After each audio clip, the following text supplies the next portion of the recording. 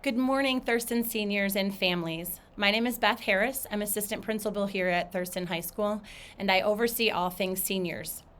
I wanted to take a few moments today to talk with you about graduation, about how it will work, and about our reasons for changing to a more non-traditional format. I'm going to do sort of a comparison contrast so that you can, it's easier probably to understand the reasons for our decision.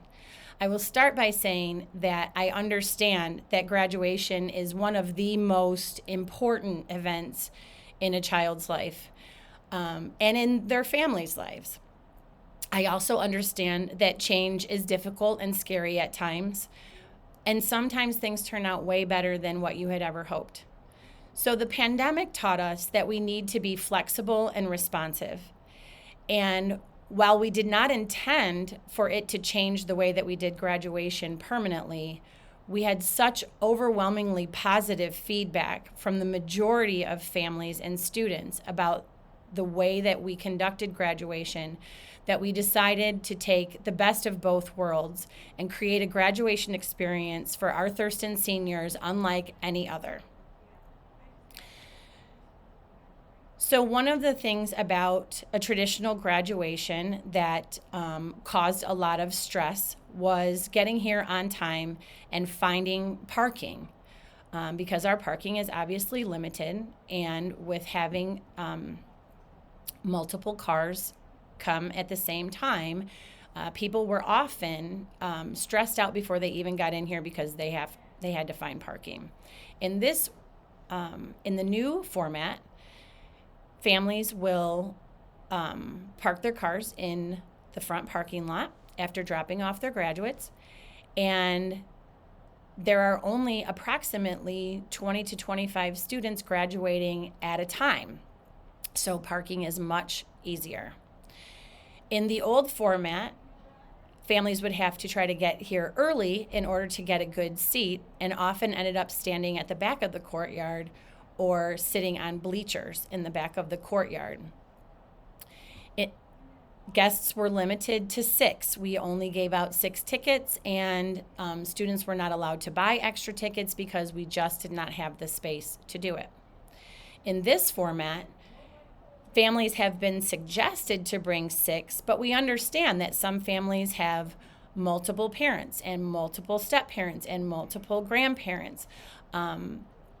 And just very close relatives and friends that want to join in the celebration. In the new format, you may bring both sets of grandparents, both sets of parents with their new spouse. You can bring a baby cousin. You can bring whoever you want to that wants to celebrate graduation with you. We just ask that you keep that number, under 15 to 20. But we don't have tickets, so nobody's at the door telling you, no, I'm sorry, you can't come, you don't have a ticket. In the traditional format, families didn't always get to sit together because you may not be able to find 6 seats together. Often you were 100 to 150 feet away from your graduate as they crossed the stage. In the new format, families get to be together the whole entire time. So all the guests stay together with the graduate as they line up. We process them into the courtyard, and they get their own time on the stage. So each graduate is introduced by his or her home-based teacher. They cross the stage. Their families are right there at the base of the stage. They can bring balloons. They can FaceTime family members who aren't able to be there. If your child doesn't smile for pictures, you can make them do it again. You get your own time with your child on that stage to really enjoy the whole experience. The child their graduate will cross the stage, will shake hands with the superintendent, who will give them their diploma covers, will shake hands with Mr. Rudy, and then the family processes out of the courtyard with the entire family. In the traditional method, families had to sit through all of the graduation speeches, the choir performance, and every graduate hoping to be able to hear their graduate's name and hoping to be able to get a good picture. So this format is much more intimate and much more personal, so that families can thoroughly enjoy the graduation experience. The feedback that we got that families were missing, or that students were missing, is families believed that the students should all be together at some point to celebrate the whole entire class. They missed the band, and they felt like speeches needed to be given from the valedictorian, from the class president, from the principal, from our keynote speaker, all together. So what we did was we designed another day for students. So in the traditional sense, we would have planned a graduation practice on the Thursday of graduation. Because our graduation has been moved to Saturday, we're going to still keep that on Thursday, June 2nd. It usually happens right after senior breakfast. So what we decided is, instead of doing a practice graduation, what we would do is provide seniors with that graduation experience all together in the courtyard. So seniors will arrive to senior breakfast. They will have about an hour to just have conversation, hang out with their friends, eat a good breakfast, and then we will have them dress in their cap and gowns. They are allowed to tastefully and appropriately decorate their caps, so they'll be in their cap and gown. We will line them up as we would in a traditional ceremony. I will process them into the graduation courtyard, seated with our honors grads in front, and then by home-based teacher, which will be in alphabetical order.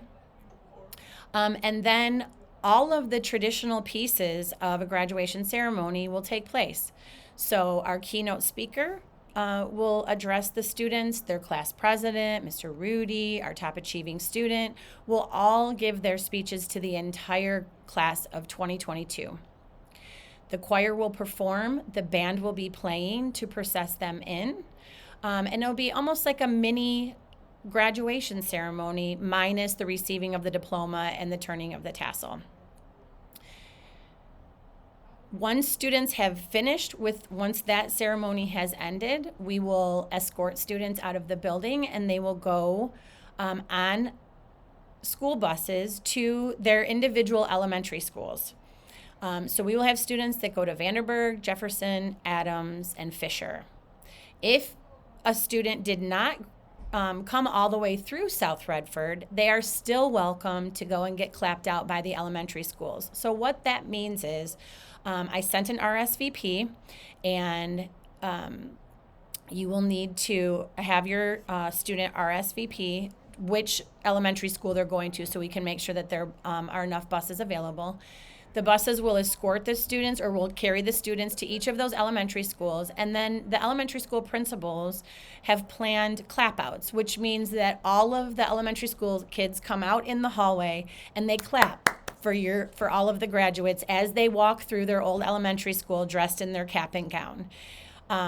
They will leave the elementary school. They will all meet at Pierce Middle School, where another clap out will be done by the students and staff at Pierce Middle School. Then they will come back here approximately 11 o'clock, and they will go home for the day.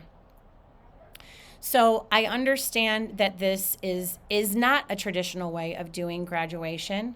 And I hope that you trust me when I say that the decision was not made lightly. There's been a lot of thought and a lot of time put into this, and we wanted to provide an experience that was amazing for both the graduates and the families.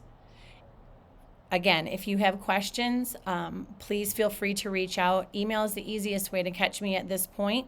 My email address is Bethany, BETHANY.Harris@southredford.org. I look forward to seeing you June 4th.